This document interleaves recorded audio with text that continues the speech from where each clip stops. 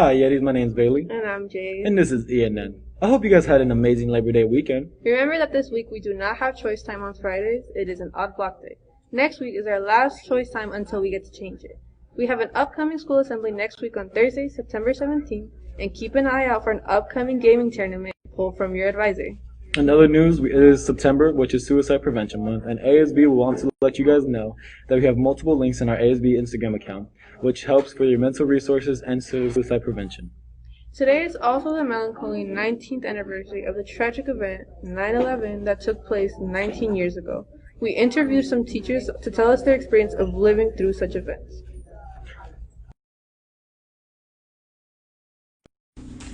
On September 11, 2001, I was a 6th grader in Griffin, Georgia.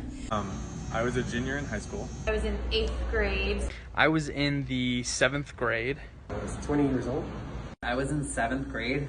I was in the 8th grade. I was in Mr. Williams' social studies class. I remember coming out of my PE class and one of my friends, Brittany, ran up to me in the group that was coming out of the class and said a plane just flew into the World Trade Center.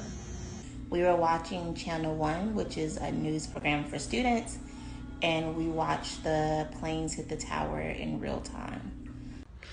And I remember my teachers kind of scrapped their intended lesson plans for the day, and we all just watched the news, like all day, every period. I was watching people throw themselves from the top of the building because of the fire.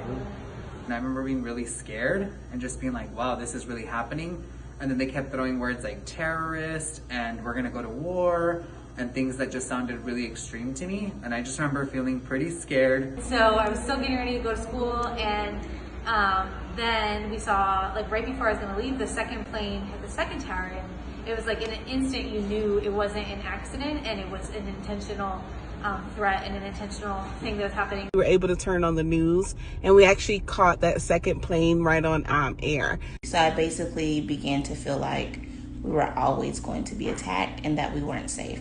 And it took a while for me to get over that. I remember that really impacting me, seeing people who were so unflustered and so brave in normal circumstances exhibiting real fear.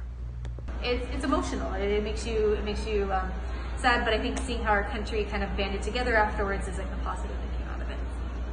And things like that. So it just gives you a greater appreciation for life. It really was just a scary day, and it just felt really uncomfortable. And then I just remember feeling really bad because I knew a lot of people were losing their lives. And I just remember thinking like, I could not imagine being in New York and knowing that somebody is lost or hurt or could have died. It still stings, and it's still like, I think everyone who went through that experience, either in person or, worrying about their family in New York, it's still there. We were always just thinking, is this ever gonna happen? And so when we go there as a class, when we visit that space, that kind of hallowed ground, it's a sad space, but it's also right next to the next tower that they built after it happened.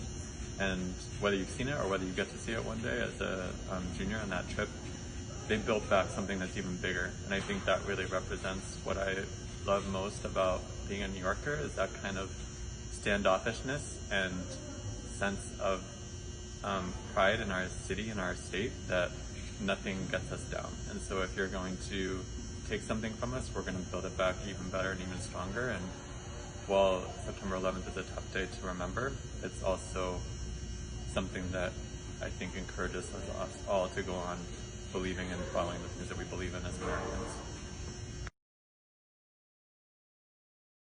A moment of silence, please.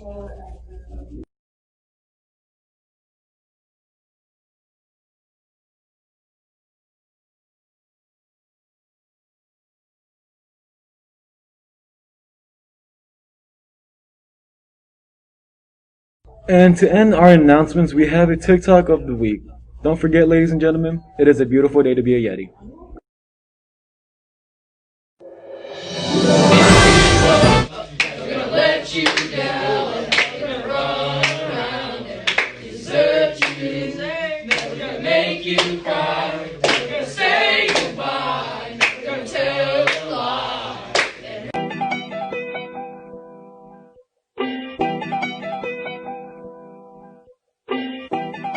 What's poppin'? Don't mind me just watching.